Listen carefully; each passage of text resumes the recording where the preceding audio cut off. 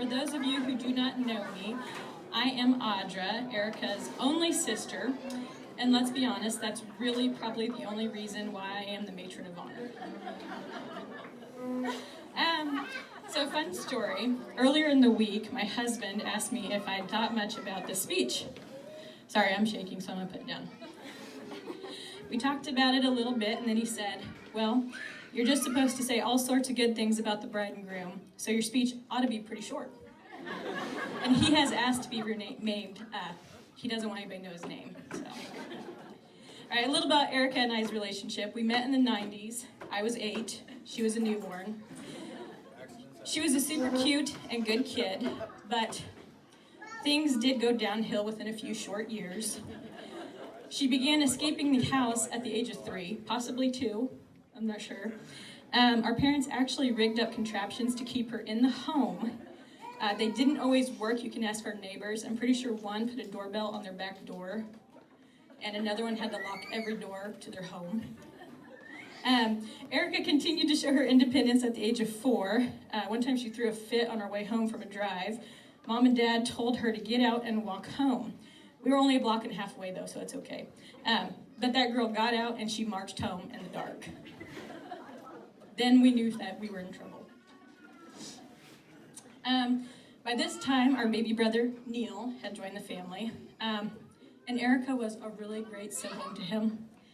A little backstory here. Neil, for whatever reason, he threw up almost daily between the ages of 3 to 5. This is serious stuff. I mean, he did. Okay, so one Sunday... I had that problem between 21 and 24. So one Sunday, our family went to Marysville and enjoyed Pizza Hut. You might know where I'm going with this.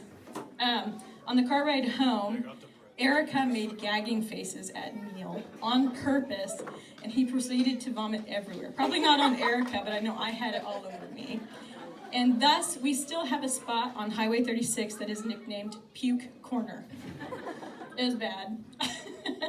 Erica's patience developed into her grade school years. Once, when we were halfway to Wichita, she just yelled out, "Oh, just turn around, go home." Because that made a lot of sense, and I think she's still kind of like that, like, just go home. As more time went on, Erica showed me her really caring side. After the birth of my first child, I was emotional, as any woman could understand. Erica looked right at me and she said, "Why are you crying? What's wrong with you?" "I think you cried when you were going down the aisle, so why were you crying? What's wrong with you?" Although I'm telling you these really great stories about Erica, I will say that I do admire some things about her. One in particular is her outlook on situations. Stop reading. Don't look at this. I remember my dad and I talking to her after one of her high school basketball games. It was brought up that a girl stole the ball from her. But Erica said, "A girl didn't steal the ball from me. She just got in the way of my pass." And I think that is a good outlook to have. But enough about Erica.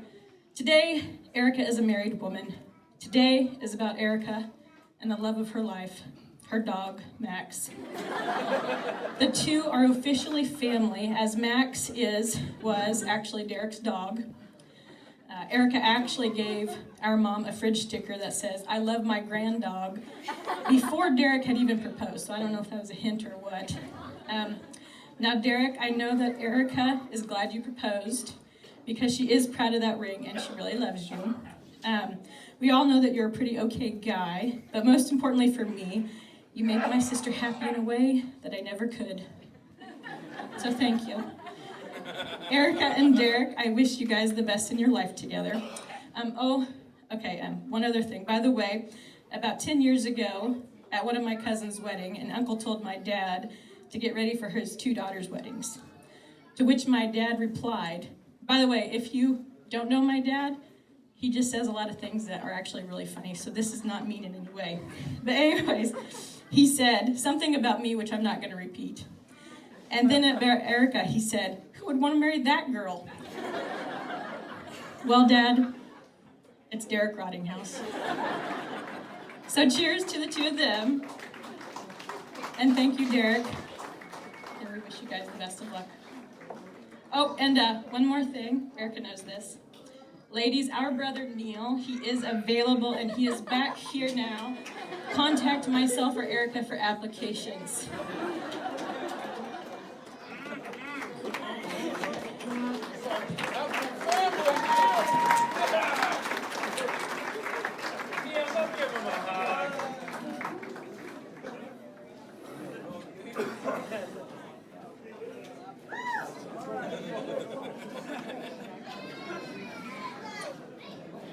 Hey everyone, for those of you who don't know me, I'm Zach, the younger, shorter, more attractive version of Derek.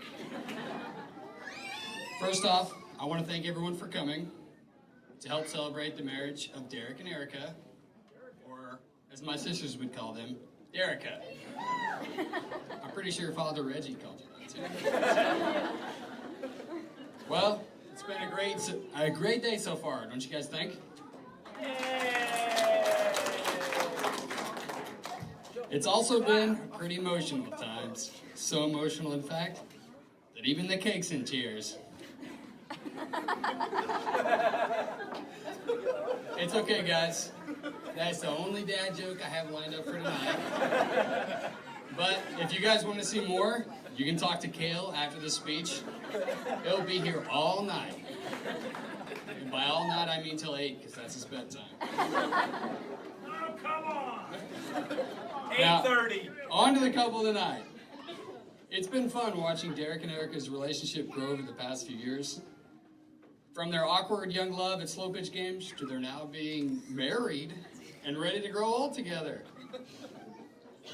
And they make such a great couple, don't they? There's so many desirable attributes between the two of them. Erica, she's smart, she's funny, she's kind, she's beautiful. Doesn't she look beautiful tonight?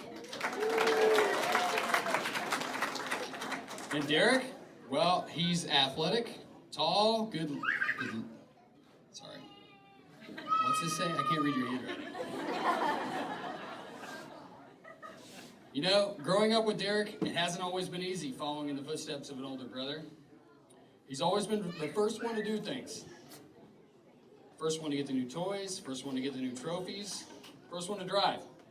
But I have learned a lot from Derek always going first.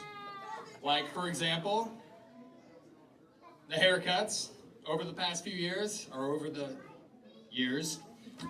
And as you can see, that one's still relevant today. Growing up together, we also didn't see eye to eye very often, to be honest. A few months ago, I had a buddy of mine come up to me and say, he used to always remember coming to my house and saying, we would always do two things. First, we'd end up playing some type of sporting event or something like that. And then after that, things would escalate between Derek and I. And we'd end up in a fight and everyone would end up watching awkwardly. But things are a lot different now. We've definitely grown. And our relationship has changed a lot. There's nothing I wouldn't do for him, and there's nothing he wouldn't do for me. In fact, we actually spend most of our time doing nothing for each other. But on a serious note, Derek is one of the most driven, hardworking people I know. He has the ability to accomplish any task he puts his mind to. He has always been there for me, especially when I needed him the most. And I truly mean this when I say he is one of the most influential people in my life. Erica, there is no doubt in my mind that he will be all this and more for you and your future family. So here's a toast to the bride and groom, the new Mr. and Mrs. Rottinghouse.